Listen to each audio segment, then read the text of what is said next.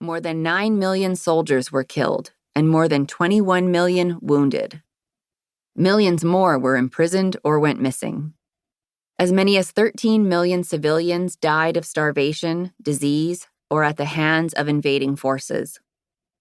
By the time Germany lost the war, its population was starving and its economy lay in ruins. Its empire had crumbled, along with the royal monarchies of Austria-Hungary and Russia. Europe and the world were forever changed. How had this all come to pass? A war with many names. Before 1914, wars had usually been local, between two combatant powers. Now there was a global struggle fought on several continents. At first it was known as the Great War. It was also called the Kaiser's War, or Kaiser Bill's War. Kaiser means emperor, and Bill was Wilhelm II, Germany's leader.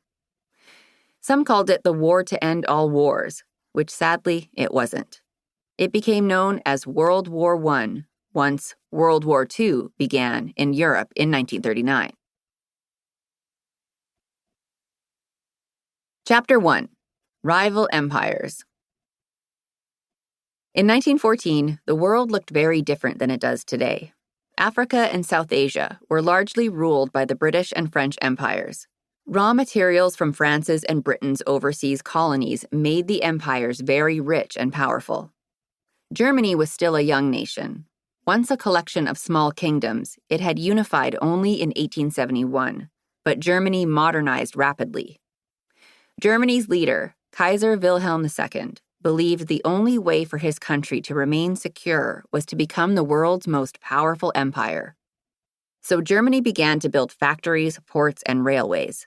It also expanded its military, stockpiled weapons, and took over parts of Africa, Asia, and several Pacific islands.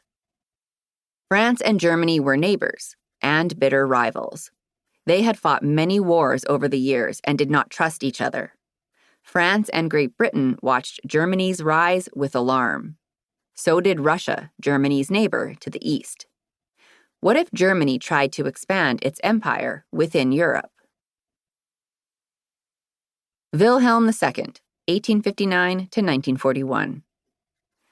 Kaiser Wilhelm II ruled Germany from 1888 until 1918. Wilhelm was born with a withered left arm, 6 inches shorter than his right. He had a fiery temper and a fondness for wearing military uniforms. Germany was a military dictatorship.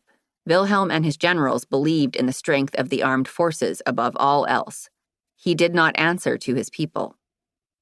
The day before World War I ended in 1918, the Kaiser fled to the neighboring Netherlands, where he lived until his death. France, Russia, and Great Britain decided to form alliances with one another. An alliance is like a partnership between countries. Alliances meant security and protection. If one country in an alliance was attacked, its allies would defend it. Germany, surrounded by enemies, formed an alliance with its other neighbor, Austria-Hungary. The Austro-Hungarian Empire covered much of Central Europe. Franz Joseph I was its ruler. Franz Joseph I, 1830 to 1916. Franz Joseph I's family, the Habsburgs, had ruled Austria since the 1200s. In 1867, Franz Joseph made a deal with Hungary, a powerful kingdom ruled by Austria at the time. Austria and Hungary became equal partners in a dual monarchy, the Austro-Hungarian Empire, and Franz Joseph I became its leader. Franz Joseph's personal life was filled with tragedy.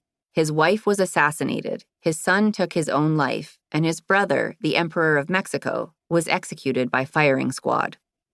Franz Joseph led his empire into World War I in 1914. Unlike many of his family members, he lived a long life, but did not live to see the end of the war.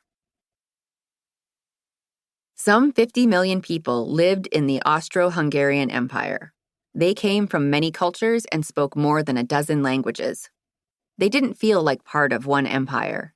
Each different area felt separate. Franz Joseph worried that some might try to form their own nations. In 1908, Franz Joseph took over a small nation called Bosnia. Bosnia's neighbor was Serbia, which had become independent in 1870.